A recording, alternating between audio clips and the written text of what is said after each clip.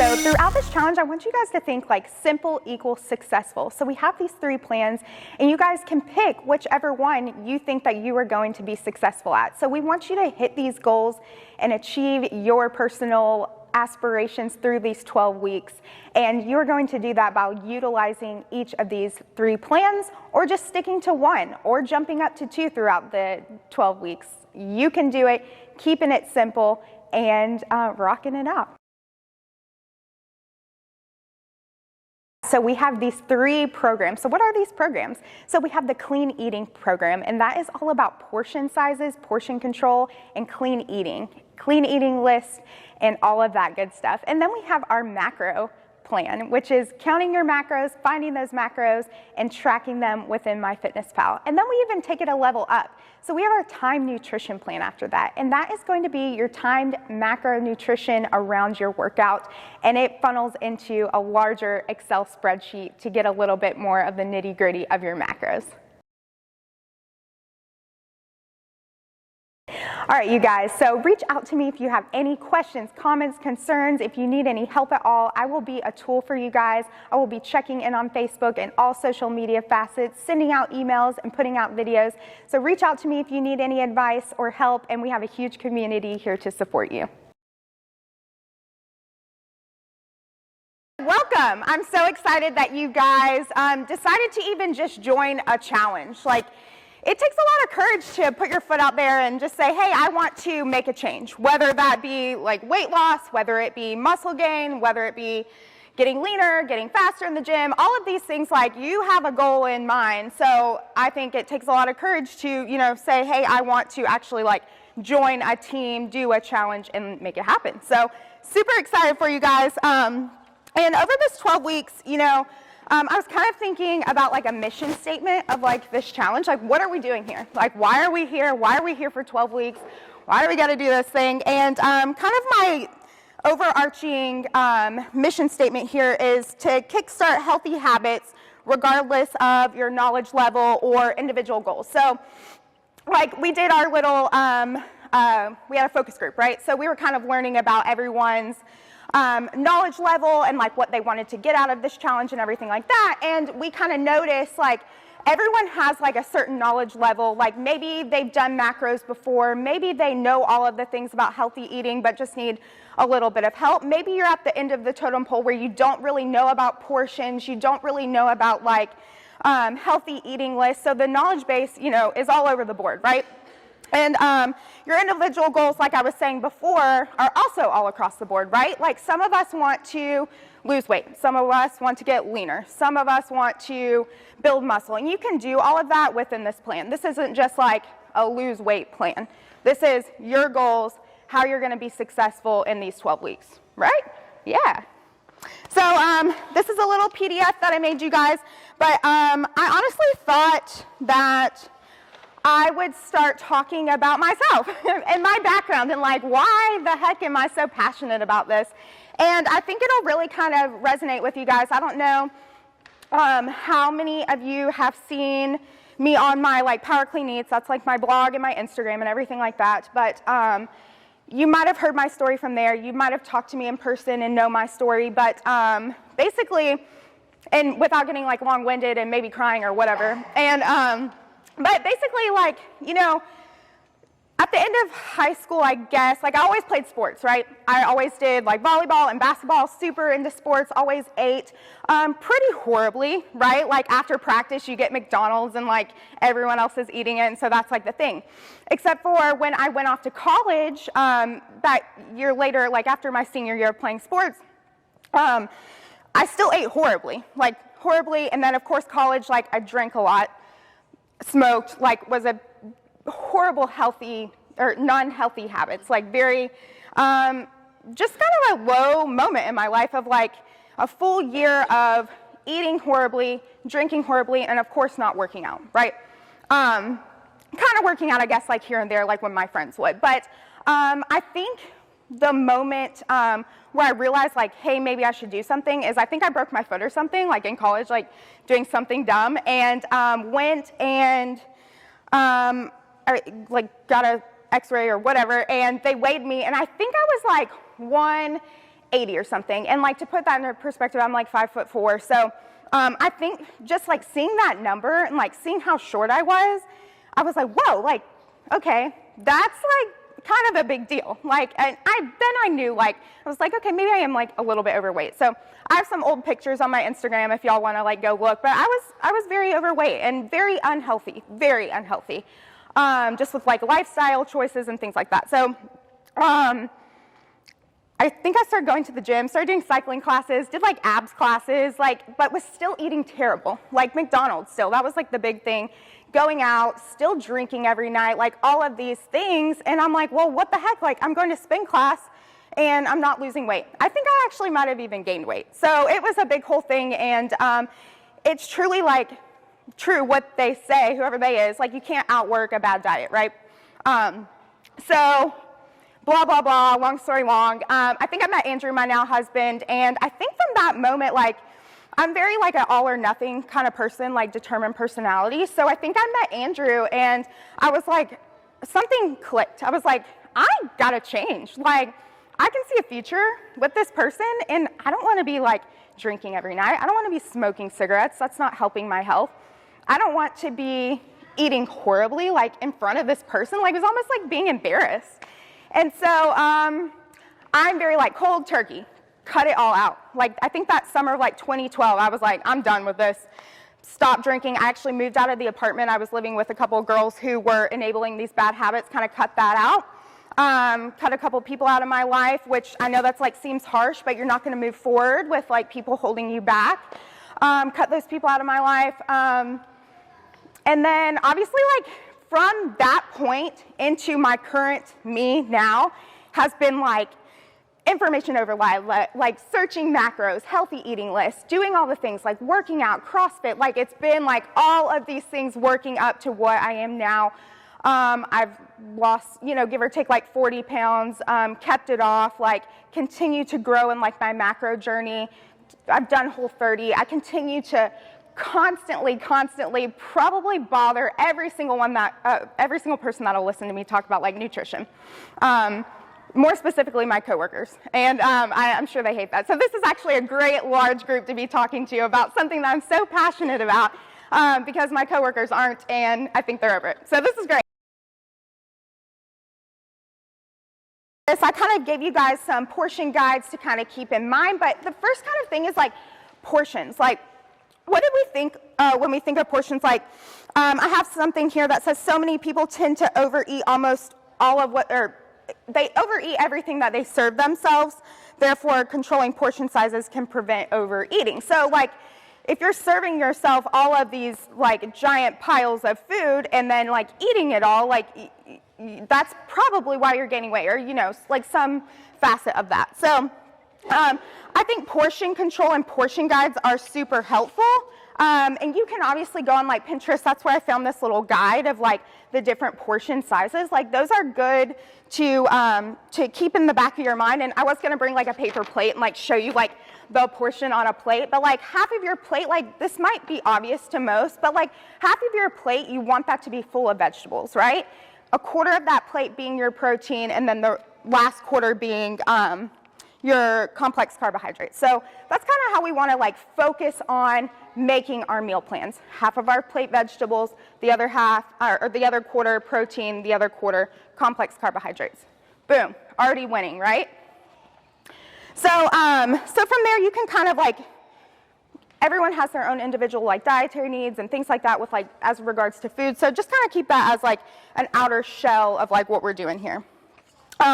So portion guides, super important. And then on this next sheet, I have a food list and like staples that I would suggest. Of course, like if you look in the lean protein section, like I don't have a lot of fish because I'm not like a big fish eater, but you of course can like tailor this to your needs and what you want. This is just kind of my brain, how I operate when I meal prep, my food list and things like that. So I've got a really good guide here of like suggestions. So right, we have our lean proteins, our different carbs, like our whole wheat pastas, everything like that.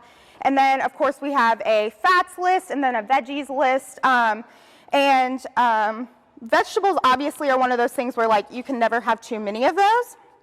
And then it kind of moves into our simple carbs, which are fruit.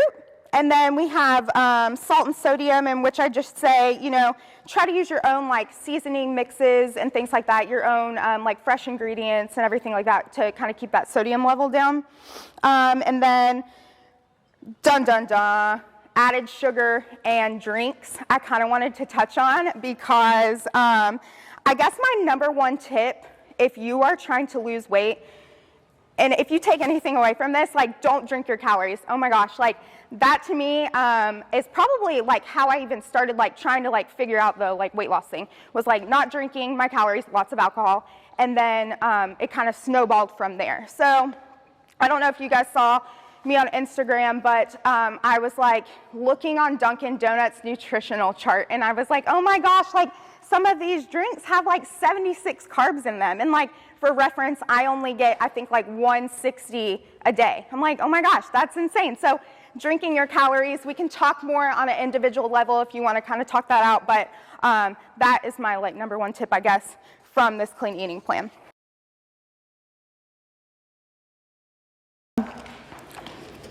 So what are macros? Macronutrients, obviously the fundamentals of calories. Those are your carbohydrates, your fats, and your proteins. And what you need to know is like carbs, they have 4 calories per 1 gram, protein has 4 calories per 1 gram, fat has 9, and then alcohol has 7, so kind of treating alcohol like a fat. So that's kind of like the high level of macros. And then I guess kind of when I was thinking about tracking calories versus like counting your macros, this like elusive like count your macros, I would kind of say like with calories you're focusing on overall quantity, where when you get into macros you're focusing overall like quality of said calories, right? So that's kind of what I think of when I think of macros. Like macros, tracking them really opens your eyes to the nutritional content of each food item, right? So why is this a big deal? Like, why should we count macros? Like, you hear people all the time, and you see like the hashtag and like people doing this thing. And I think it just overall, like, you feel your body more properly, I guess you can say. Like, you can take a Snicker bar, right? And it has like the carbs, fat, and protein you need, and then like the sugars in it and all of that, and that could fit your macros, and you could make that happen, but you could take something else like more like a banana, which could have a similar macro content, and those actually have like the nutritional values that you need to, sustain in your body and things like that. So just recognizing like the difference between like things like that, I guess, is kind of how I think of like the big deal about macros. You can fit in treats, of course, within macros. That's why I like macros, because it is that flexible dieting. You can fit in treats every now and again, but it's just that balance of like good nutritional food versus like sneaking in treats. Counting macros may seem difficult, but there are so many different handy little tools out there. One of which, how many people have MyFitnessPal or know or have tracked in it? Okay, cool. So like a lot of people. That's like the biggest game changer. You can scan your food items. You can count, you can change the grams. I have a little screen grab video of how to put in a recipe from a book or website and to tailor the grams like to your macro needs. It's super easy, super easy. Once you get the hang of it, it's very much like trial and error, especially within MyFitnessPal. And then there's other apps like My Macros Plus I think I've used before, but I think MyFitnessPal like pretty much covers all bases for tracking purposes. So on our next sheet, and I'm not really going to go into this super in depth because we can all do this afterwards if you want to stick around, if you have some time to find your macros. So oh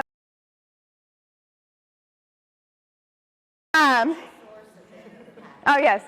Yeah.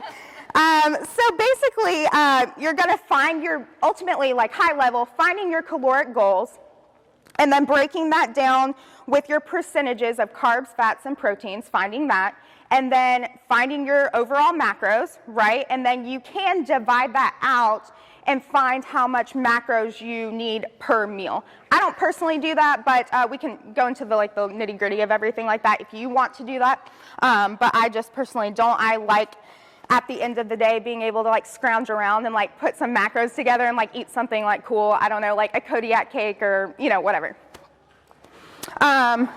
So that's kind of the high level of macros. So, and I feel like I'm being nonchalant about it because it is pretty, it takes a minute to get used to tracking things, and it is a little bit of a tedious chore to type in all of your stuff from whatever you're eating into MyFitnessPal. So, but once you get the hang of it, it just becomes second nature almost. Cool. So macros, you can stop there. If we want to find our macros, we can jump into all of that and then be done. Boom. So the time nutrition, and I don't know if you guys heard a lot of people talking about the RP diet, but they're very much around time nutrition and things like that. But basically what it boils down to is eating all of your carbs around when you're working out. Right? So if you're a morning workouter, I have a couple of little guides here. It says morning, afternoon, and evening. So morning, you want to have the majority of your carbs in the morning and around the middle of the day if you're a morning workouter. And then try to save your fats for dinner and a nighttime snack. If you work out in the afternoon, trying to have your fats in the morning and then grab your carbs in the afternoon and then around dinner time. And then if you work out in the evening like me, I try to save my carbs for my lunch meal before I work out and then post-workout. So, and then you'll see protein's not in here just because we don't store protein like we would and use it for carbs and fats. So throughout the day is fine. So rest days, generally just break it up evenly throughout the day is kind of how I see that. But that's kind of the gist of the time nutrition portion.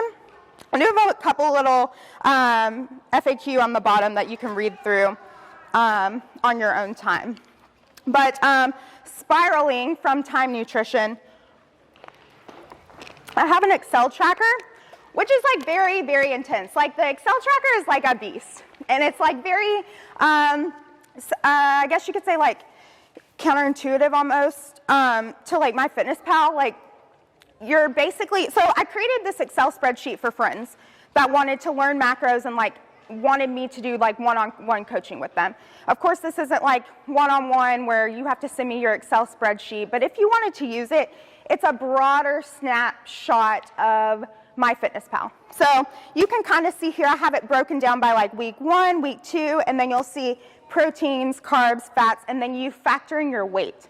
So then it pulls into a chart and it shows you your weight fluctuating with your carbs, fats, and all of that in the average for the week. So it's a beast of an Excel spreadsheet, but if you've already been tracking macros and things like that, and maybe you're stagnant, that's where I would maybe use this, because it just is it's more granular. The biggest thing is I'm not comfortable with cooking. I think my biggest thing is simple equals successful. Keeping your meal plan stupid simple is your key to success. So I'm not comfortable cooking. I think you just kind of have to jump in there, but with you could literally grab protein, carb, veggie from my food list and just make all 3 of those things. Pick one of each, and then that's just keeping it so simple. And then you can build on that and add seasonings and add flavors and add all of those things onto it. It's kind of how I would address comfortability. Another thing is the elusive 2-hour Sunday meal prep, right? Nobody wants to do 2 hours of in the kitchen meal prepping. Do I really have to do that? Do I really have to cook all my food on Sunday and spend all this time doing this? And this is a loaded question, because I know there's people that don't like to eat the same meal every single day. There's some people that, myself, chicken by if I cook it Sunday, by Thursday it's kind of grizzly and I'm not cool with that. So so there is some ways around it, some caveats where you could cook chicken on a Sunday and a Wednesday or something like that. This kind of is spiraling, but what I would say about like meal prepping, I mean, again, like simple equals successful, right? So keeping your meal plans and meal prep on Sunday, like making a big pot in the Instapot, which Instapot, if you don't have one, that will really cut down on your meal prep time. Cooking a big thing of rice and then like grilling up some chicken breasts and things like that, or any other protein. And then maybe if you don't like reheated vegetables, just like roasting those up in the oven like every night. Like that's so easy and simple. Easy and simple, simple equals successful. So yes and no on like the meal prep throughout the week. I generally will prep all of my breakfasts throughout the week. I'll do generally all of my lunches, and then for dinner I'll usually cook with like what I have, which kind of brings me to the book Cook Once, Eat All Week. I don't know if you guys have seen that floating around.